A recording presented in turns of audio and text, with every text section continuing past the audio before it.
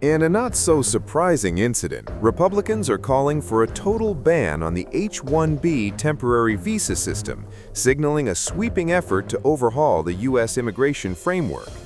Texas Representative Beth Van Duyne made the call Tuesday, arguing that lawmakers have failed to consider what she described as the unintended consequences of programs like H-1B.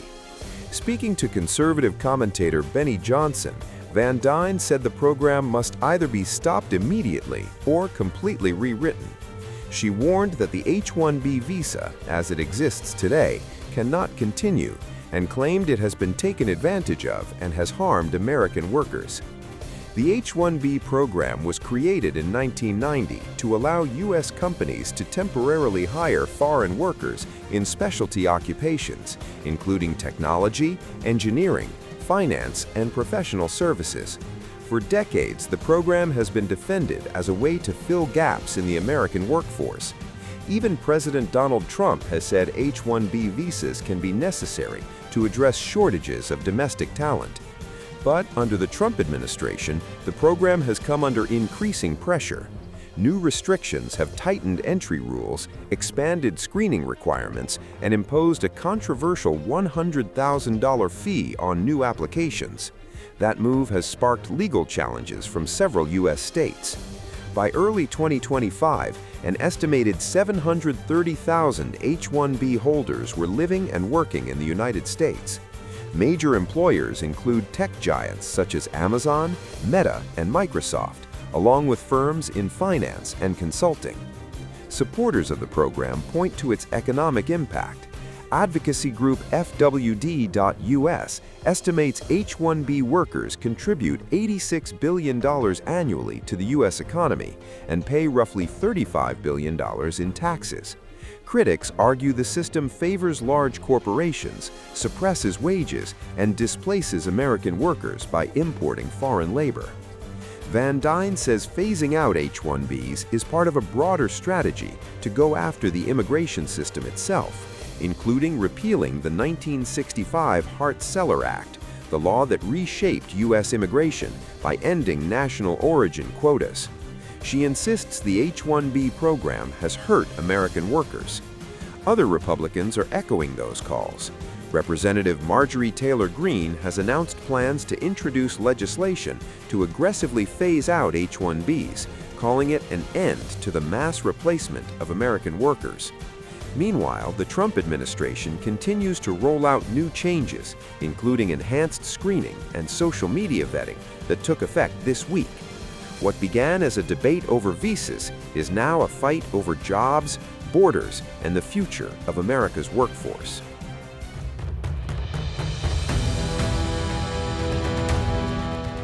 A major collision is unfolding over America's high-skilled visa system, one that could reshape how the U.S. hires global talent. A coalition of 20 U.S. states, all led by Democratic attorneys general, has filed a sweeping federal lawsuit against the Trump administration's explosive new H-1B policy, a $100,000 fee on every new visa application.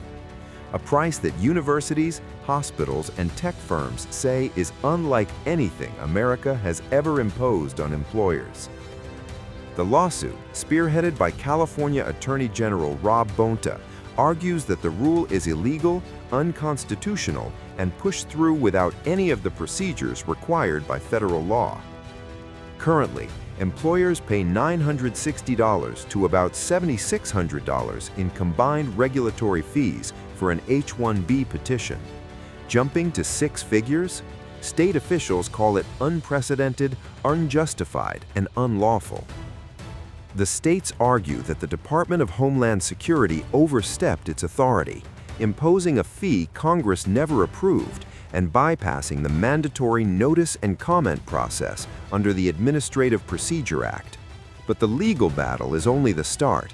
States say the impact will hit classrooms, clinics, and labs long before it hits courtrooms.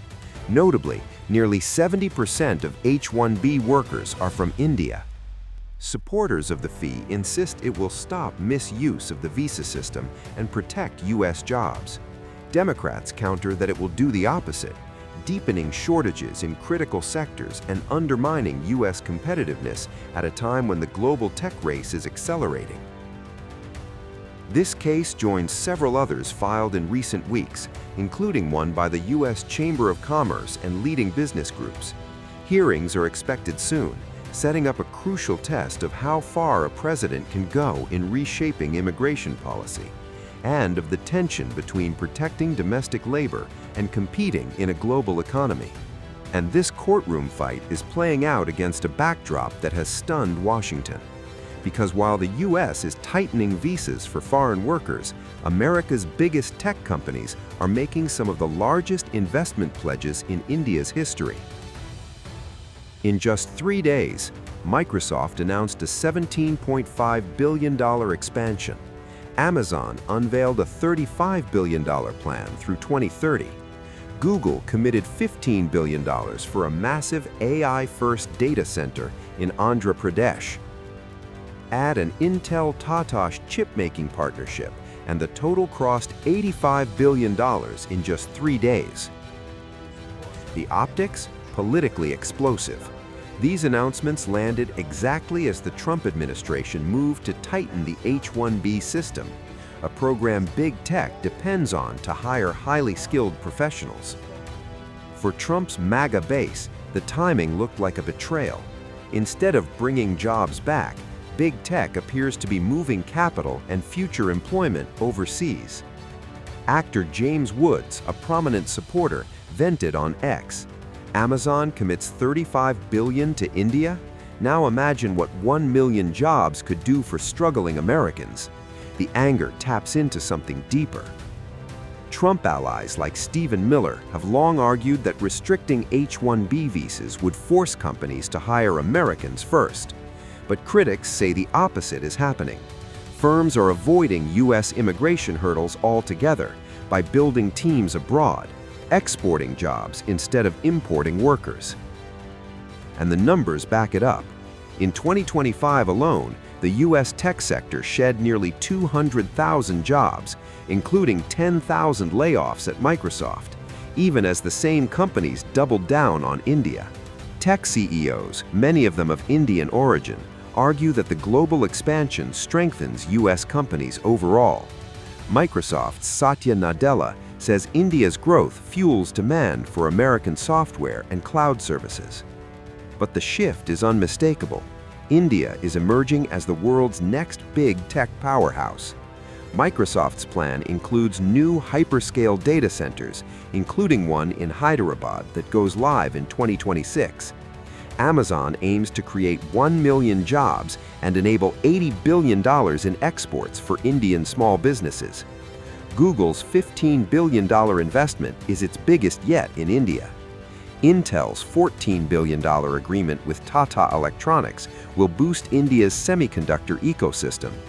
All of this strengthens India's tech infrastructure and underscores the consequences of America tightening its doors.